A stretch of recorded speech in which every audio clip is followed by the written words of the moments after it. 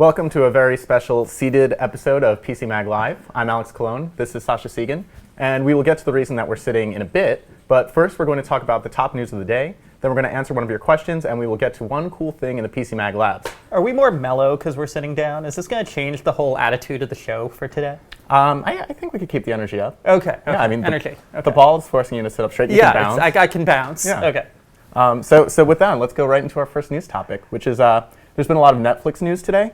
It looks like they're raising prices, and they're in a fight with Comcast over the Time Warner merger. So what does that all mean?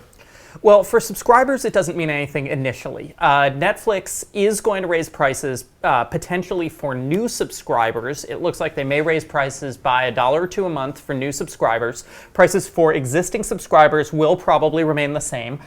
This has to do with Netflix's business becoming more expensive as they are further becoming a channel, developing their own programming as opposed to just licensing programming from others.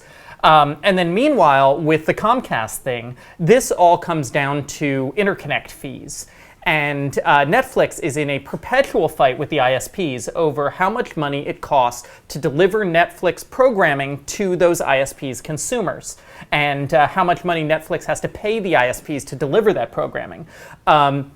Netflix is against the Comcast-Time Warner merger because it fears that a merged Comcast-Time Warner might charge higher fees. Comcast is saying, no, of course we won't. This is an irrelevant topic. Oh, and by the way, and this is what gets me really annoyed, at the end, Comcast says, oh, and by the way, most Americans have 3 different choices of broadband providers that could supply Netflix, which is complete and total lying. Okay, it is utter lying. They know that. They know they're a monopoly. Their constant pretending that they're not a monopoly gets me. Okay, like I've been on this trip before. You know how this ends. And clearly, the ball cannot control your anger. No. But yeah. So I don't think existing Netflix subscribers have anything to fear from these moves right now. Although they do have a lot to fear from Comcast falsely pretending that they are not a broadband internet monopoly. Okay, so before we incur any more of Sascha's wrath, let's move on to our second news item of the day, which is that Lytro just announced its second camera, which is the $1,600 Illum. Do you want to tell us a little bit about the camera? Yeah, it's $1,600, $100 off if you pre-order it. It'll be available in July.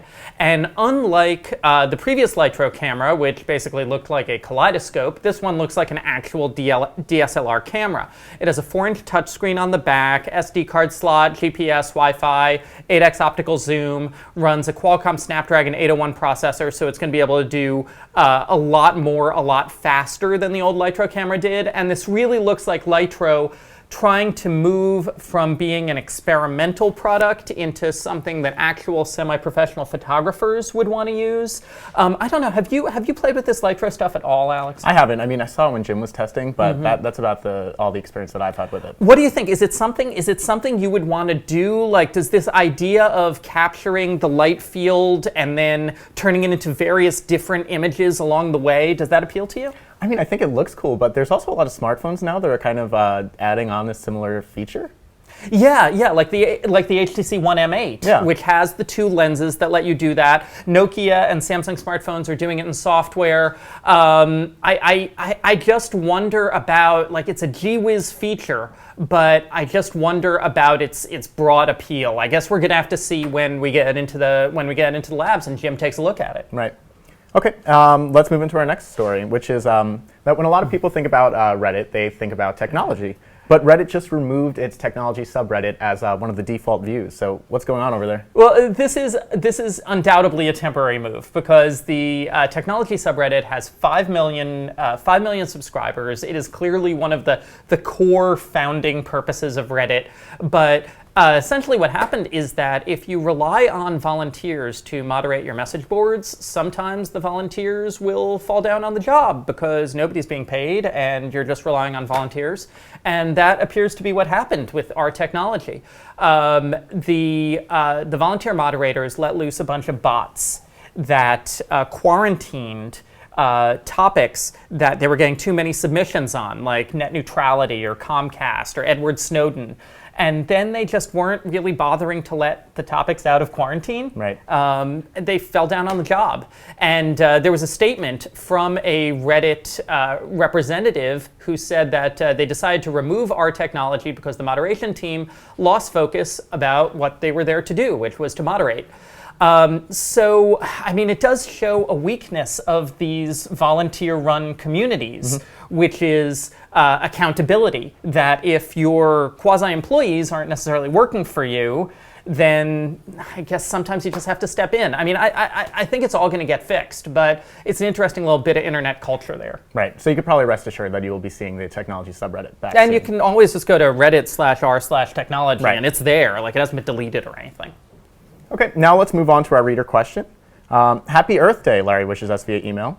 Larry also wants to know what's the best way to recycle his old iMac. So Larry, you're in good luck because today Apple just announced that they are now accepting any of the company's old products for recycling. Before it was just limited to certain products, but now you could bring anything back to an Apple store. And also good news is that if it looks like it's in reusable condition, they might actually give you store credit to take it back. So, I mean, there are a lot of Apple stores throughout the country. If you live near, and it's actually happening throughout the world. So if you live near an Apple store, you can bring back old products to recycle. Now, also, the way I have always personally recycled old technology is I sell it on eBay or Craigslist. Another good move. I mean, there's usually someone out, if it works, like if it isn't broken, which is a different issue, but if it isn't broken, there's usually someone out there who wants your old thing at some price. Maybe it's $5, maybe it's, oh, it's free, come pick it up. Right. They'll use it for an art project, I don't know.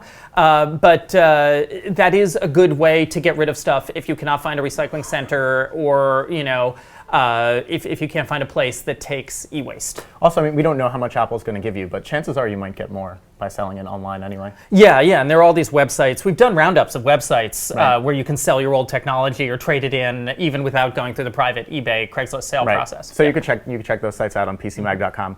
And finally, we're going to talk about one cool thing from the labs, which we are now getting to the reason why we're sitting down. Sascha, would you like to explain the ball underneath you? Yes, I'm kind of liking this right now. This is the TechnoGym Wellness Ball, and it is a ball that you use instead of your office chair. It is $225, which is a ridiculous amount of money for an exercise ball, but as our executive editor pointed out not 20 minutes ago, is really cheap for a high-quality office chair.